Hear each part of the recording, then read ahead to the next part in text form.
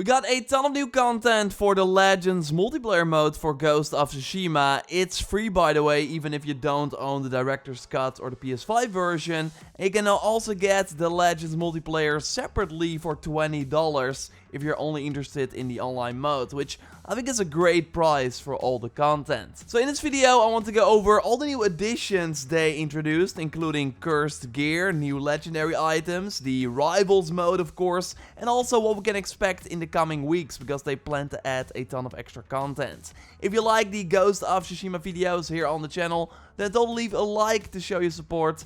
And let's go. There are some new things you will immediately notice in the menu, like brand new armor pieces for every class, all inspired by nature, with plants growing on the armor pieces, or mushrooms in the case of the Ronin class. And you mostly get these items by completing the brand new mastery challenges or by playing the rivals mode. And I will touch on those new features in a moment. First, something you will also immediately notice, the new techniques per class. They added a brand new row, which also means a new resolve ability. It's Flaming Roar for the Ronin, which lets you use a fire smoke bomb to ignite surrounding enemies. The Hunter can summon a Ghost Archer to help you out in combat. We got Burning Blade for the Samurai, where you can easily spread fire to other enemies, and a Heal Smoke Bomb basically for the Assassin.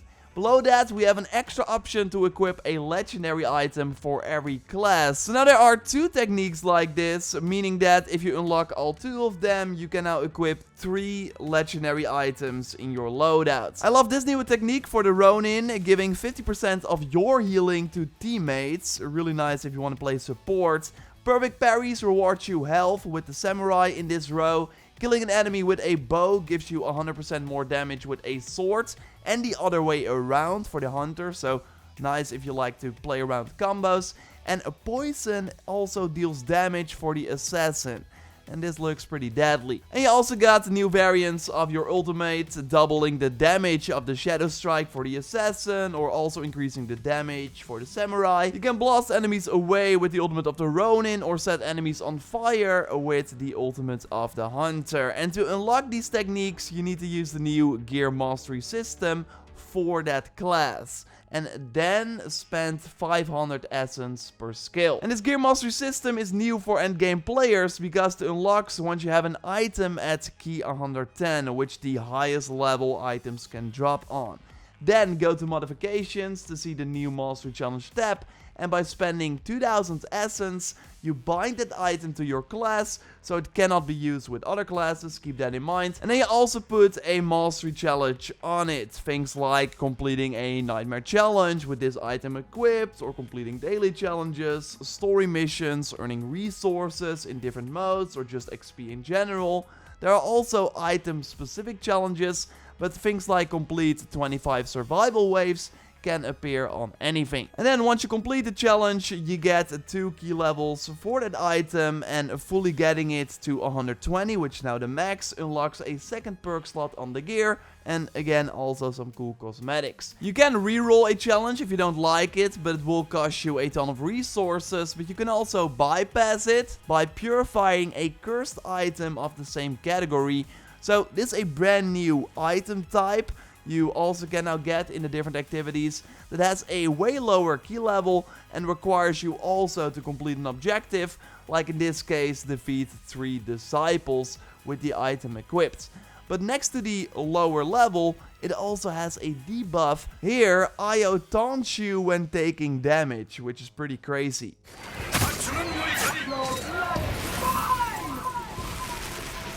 So yeah, a really cool twist on the items, and purifying these cursed items can also get you new effects for your sword, including a rainbow effect. Next to a ton of new emotes you can get by winning rival matches, there are also brand new legendary items based on New Game Plus and Iki Island editions that we saw in the single player. We got the Heavenly Rebuke, which has a chance to have a lightning appear when doing the Heavenly Strike. So this item also unlocks that special ability pretty strong. And we also got Amaral, who shared the Tsugaru's Sight, which, yes, is familiar if you played the Iki Island DLC, giving you the option to shoot 3 arrows if you have the ammo, and this is a legendary you can use on any class, which is pretty wild. And I'm sure there are more awesome items added with this update, and you can of course get them in any activity, including the new Rivals mode, a PvPvE mode. You namely play with someone against a group of 2 other players, and totally bow to those other players at the start of a match to get extra honor at the end. But no, the overall goal of the mode is to collect Magatama in the map and from killing enemies, and then banking that by using shrines, which also send challenges to the other team, like enemies to kill or debuffs like a constant drain of health. The best shrine costs 15 Magatama to use, and that's also the max one person can hold, so maybe smart to let one person pick up a lot of Magatama first, so they can then immediately send a powerful enemy to the other team.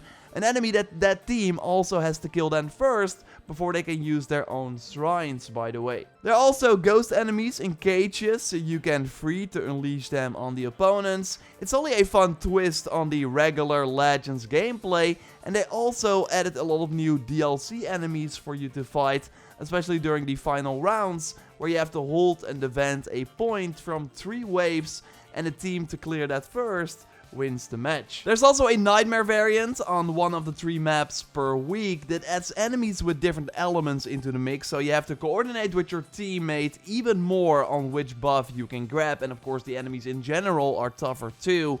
This nightmare version does reward you with higher level gear, by the way, even if you lose, so it's a really great way to get great loot. And I also love how each map changes the gameplay up quite a lot. The first one is relatively easy as you stay in one spot and can fight different groups of enemies, where the Siege in Heaven as you go from gate to gate and then encounter new enemies in a different environment.